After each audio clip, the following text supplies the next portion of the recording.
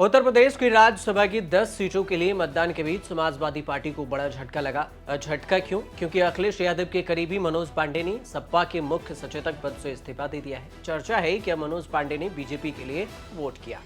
सपा प्रमुख अखिलेश यादव को लिखे पत्र में मनोज पांडे ने लिखा कि अवगत कराना है कि आपके द्वारा हमें सपा विधान मंडल दल उत्तर प्रदेश विधान सभा का मुख्य सचेतक नियुक्त किया गया था। अतः मैं मुख्य सचेतक के पद से त्याग पत्र दे रहा हूं, कृपया इसे स्वीकार करने की कृपा करें। दावा किया जा रहा है कि मनोज पांडे ने सीएम योगी आदित्यनाथ से बातचीत भी की है। मनोज पांडे के घर दयाशंकर सिंह भी पहुंचे। मीडिया रिपोर्ट्स के अनुसार से दयाशंकर सिंह अपने साथ लेकर वोट कराने उन्हें गए। दयाशंकर ने मनोज पांडे से फोन पर बातचीत भी की और साथ में सीएम योगी से बातचीत भी कराई। चर्चा यहां तक है कि मनोज पांडे जल्द ही बीजेपी का दामन थाम सकते हैं, सपा को छोड़कर बीजेपी में जा सकते हैं। मनोज पांडे का ऊंचाहार विधानसभा सीट से सपा विधायक है। मनोज पांडे का ऊंचाहार जिले में इतना प्रभाव है कि जब से ऊंचाहार विधानसभा सीट बनी है तब से मनोज पांडे ही यहां से विधायक है। यहां मनोज हर बार रिश्तों की अग्नि परीक्षा पास करने में अब तक कामयाब रहे हैं। 2012 के चुनावी दंगल में मनोज के साथ जिले में सपा के 5 विधायक जीतकर विधानसभा पहुंचे थे, लेकिन 2017 के चुनावी रण में मनोज ही सपा के एक मात्र ऐसे योद्धा रहे जिन्होंने ऊंचाहार से जीत दर्ज कर जिले में समाजवादी पार्टी की लाज बचाई थी।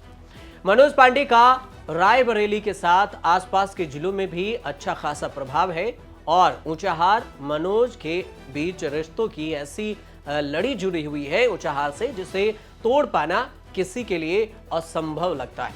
साल 2022 के चुनाव में बीजेपी ने अपने प्रदेश महामंत्री अमरपाल मौर्य को उतारकर अभी नहीं तो कभी नहीं के नारे के साथ जंग लड़ी थी। गांव-गांव मनोज को हराने के लिए बीजेपी ने पूरी ताकत लगा दी थी। 10 मार्च को जब मतों की गिनती के बाद ऊंचाहार का चुनावी परिणाम सामने आया तो मनोज एक बार फिर से विजेता बनकर सामने आ गए। वहीं इससे पहले की अगर बात करें तो साल 2012 में भी पहली बार सपा के टिकट पर ऊंचाहार सीट से लड़ने आए डॉक्टर मनोज पांडे ने बसपा के टिकट पर लड़े स्वामी प्रसाद मौर्य के पुत्र को हराकर विधानसभा पहुंचे। 2017 के चुनावी दंगल में भी मनोज का मुकाबला बीजेपी के टिकट पर चुनावी मैदान में उतरे स्वामी प्रसाद मौर्य के पुत्र से हुआ और दूसरी बार भी यहां मनोज ने जीत दर्ज कर ली। 2012 से पहले ऊंचाहार विधानसभा को डलमऊ सीट के नाम से जाना जाता था, लेकिन उसके बाद हुए परिसीमन में डलमऊ सीट को ऊंचाहार के नाम से पहचान मिले, जिसमें ऊंचाहार, रोहनिया, दीना शाहगौरा, जगतपुर और डलमऊ ब्लॉक का आधे से अधिक हिस्सा लगता है।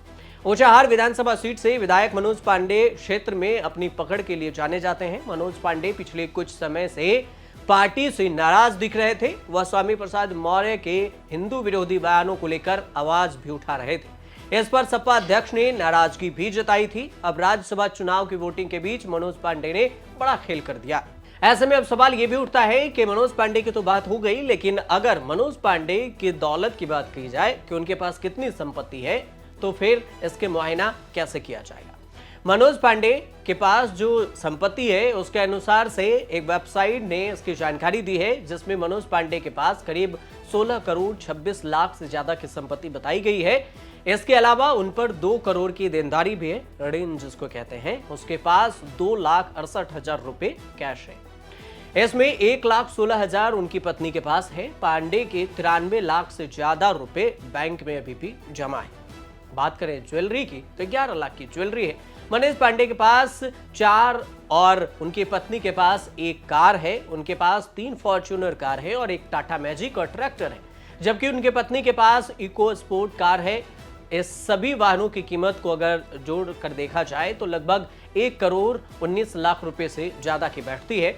इतना ही नहीं, उनके पास 11 लाख से ज्यादा की ज्वेलरी भी है। लेकिन इन सब के बीच में चर्चा की सबसे बड़ी बात यह है कि उन्होंने अखिलेश यादव को झटका दिया है और अब कयासबाजी हो रही है कि वो राज्यसभा में झटका दिए। इस हिसाब से देखिए तो लोकसभा चुनाव से पहले अखिलेश यादव को एक बड़ा झटका अब मनोज पांडे के रूप में लगा है और वो अब बीजेपी में शामिल हो सकते हैं। लेकिन देखने वाली बात यह होगी कि मनोज पांडे के जाने से समाजवादी पार्टी को कितना बड़ा झटका लगता है। क्या इसका असर लोकसभा चुनाव में भी पड़ता है, या फिर मनोज पांडे के जाने से अखिलेश यादव को उतनी बड़ी क्षति नहीं होगी जितने बड़े अखिलेश यादव खुद बीजेपी पर वार करके आरोप लगाते हैं कि बीजेपी का काम ही है जोड़ तोड़ के राजनीति करना और दूसरे को सत्ता से बेदखल करना। हालांकि ये भी बात भी सामने है कि अखिलेश यादव की अभी हाल ही में राहुल गांधी के साथ मुलाकात भी हुई है और इंडिया गठबंधन में मिलकर चुनाव लड़ने की बातचीत भी हुई। आप देखते रहिए न्यूज़।